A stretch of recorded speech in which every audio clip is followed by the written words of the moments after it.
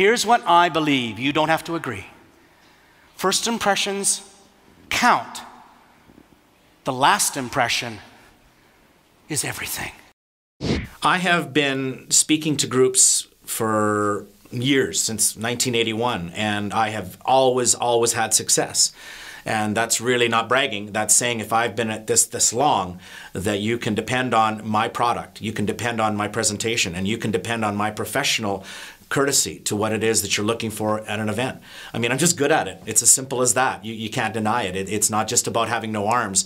In fact, that's kind of what's ironic, is it's not about having no arms. It's about the professional product that I deliver every single time I take a stage, whether I'm talking to 5 people or 5,000, doesn't matter. I am the guy that you can depend on. I promise you, you will not regret the decision. My wife and I were in an antique store one day. We're cruising around. She's on one side of the store, I'm on the other. These old guys are following me around, and they're looking at me because every time I look at them, they pretend to be looking at something else. I came around a corner, there was a pair of mannequin arms on a bookshelf.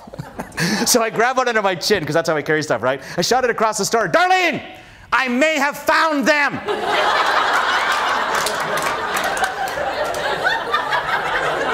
What a place to find them. Who knew? Old people stare too. I find this fascinating. I think little kids stare because they haven't learned manners, and old people stare because they've quit them. Do you know anybody like that? They just get old and crusty. I don't care what I say. Yeah, you know someone like that? I was very spoiled when I got here. I'm not going to lie about this. I got picked up by a limo. Woohoo. That was nice. I like limos every now and then. Don't do them all the time. I don't do cabs because strangely they don't stop when you go. I rent over 100 cars a year and have been for now over 20 years. Can you imagine, though, just the little thing alone of giving them your driver's license and credit card and taking the keys in your toes and driving away with your foot on the wheel? It's like those MasterCard commercials. Priceless. Drive-thrus, those are hilarious. I went to Timmy's just around the corner yesterday for lunch. Could you just, when you walk up, they don't see you coming. They see the car coming. You drive up to the window, that'll be $6. Here! Oh, a guy said to me once, it's funnier if you're in the car behind you. Right. Because all you see is the foot going out the window, you know, a couple of feet grabbing the double-double, and away I go. You have to admit, it's a compelling thought to think that somebody can live life without arms. That must provide some clues. And I just like sharing. Just like helping people get better, you know, improve their lives.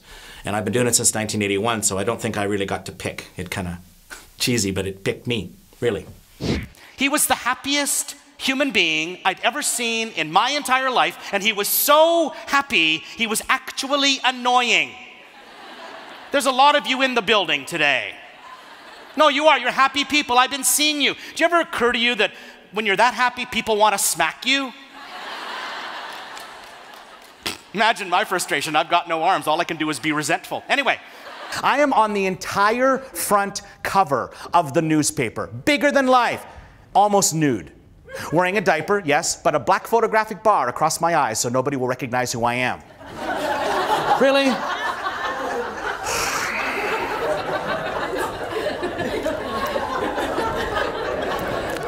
And I was growing up in rural Canada where nothing ever happened, and I was butt ugly.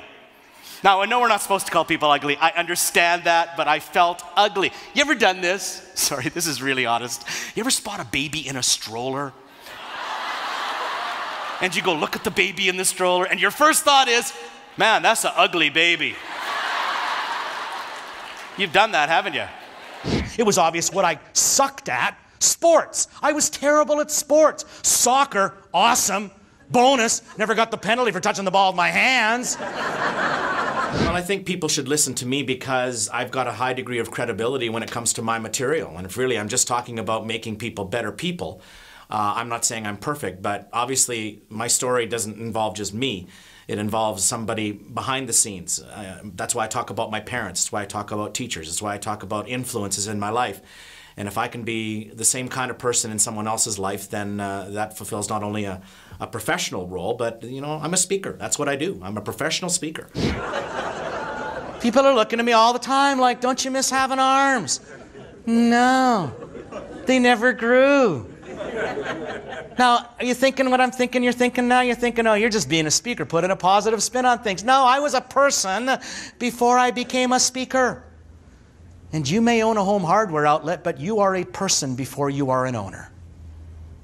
Does that make sense? I want you to picture this, how weird it is for me to be in front of you today, not only having made a career out of motivational speaking, but to talk to an incredible amount of young people, old people, people in general today that are going to be spending the rest of your careers worrying about what is on the outside of people. So I'm not going to tell you how to do that. That's why you go to the Paul Mitchell schools. I'm going to talk about what I understand about where beauty actually radiates from. But my 2 cents is really quite simple.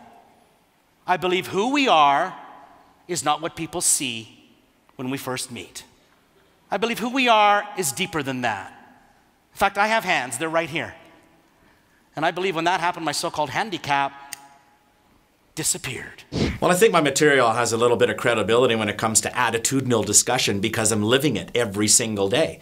I try to play down with a little bit of humility. I try, you know, but let's be honest. When you do what I do, when you drive a car, when you play the drums, when you play the piano, there's a skill set involved that comes not from just the feet. It comes from the core of who I am, and that is attitude. And attitude can play a huge role in making our world a better place to live. I mean, it's really not a cliche if you believe that it works, right? Oh God, was there ever a sentence constructed that should be turfed from the English language, or any language for that matter? There's nothing I can do. Do you know, that is just an attitude choice. There's always something you can do. Always. That's what makes being in a room with people like you so special today. Because you see what you do is not just something that is warm and fuzzy. You see it as a defining of change, of growth in our society, don't you? That's what I think of when I think of people like you. If you can't excel at something, why even bother to try and do it? Well, I guess if you're looking for Olympic gold, that's one kind of attitude to have. But what about the idea that not everybody needs to win a gold medal to be successful? What about the idea that you don't need to climb Everest to know what it's like to look out on the world and see nothing but beauty? What about the idea that within all of us is a standard that doesn't necessarily have to match other people's standards? That maybe the bottom line is simply, does it make us smile? And does it bring us joy? And if it does those two things, can it not even heal us? Can it not even cure us? Can it not even make our worlds better simply because of something that we would have never thought possible? Celebrate who you are, because you deserve it. And while we're at it, make sure you learn a couple of things while you're here. Because there's a lot of people that believe in certain things, like that lady in the kitchen. You know what? I got pretty short toes. She wasn't wrong. It just occurred to me one day, maybe I should have got a second opinion.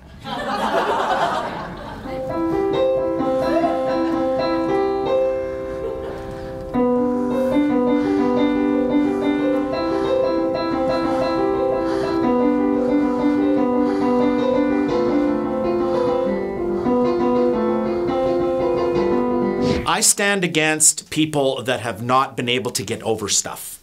That's probably the one that bugs me the most. I had to get over blaming having no arms on whatever wicked monster was out there creating my life, because the irony is, whatever it was that made me this way is what gave me the awesome life that I've got. If people could just see the opposite side of what they complain about, then they would live life with more joy, with more abundance, and with more success.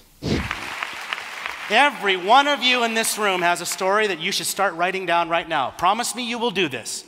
Promise me you'll start journaling in your life. Because you may think, well, I don't have anything to write about. Want to bet? How do you think this company started? Was somebody who believed in something that was probably said to them a million times, are you crazy?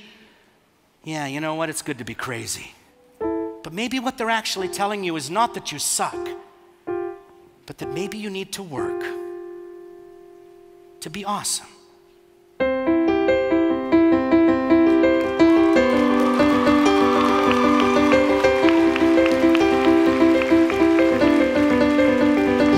I think what's really funny is people remember me. And you know, you think, well, they remember me because I play the drums with my feet or play the piano with my toes. Oh, you know, those are part of the act. But I think what people remember me is they can relate to my challenges.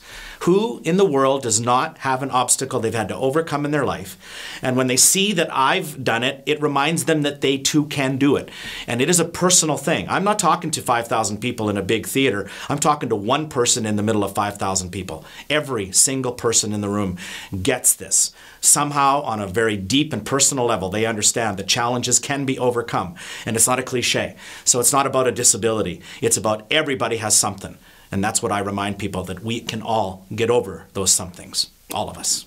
So I would come home every day, and instead of just the old Tommy Dorsey or Glenn Miller, I just played Rush over and over and over and over and over and over and over and over and over.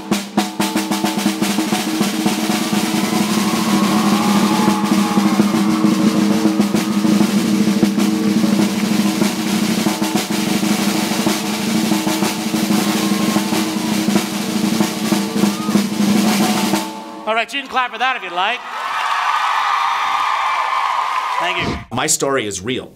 That's the difference. I think that really is what people look at their own lives and question. That's really what I'm after. I'm not trying to make people think I'm better than them. In fact, that's the irony, is I'm living life in a way that is real. You can't argue with the facts. And I think that's why people need to consider what I've got to say. And of course, that's what meeting planners, that's what organizers, that's what event planners are looking for. Somebody with a degree of credibility, but also somebody that's going to leave people on a very high note, on a very positive thought process as they go into a convention or head out into the world after being at one. That's what I do.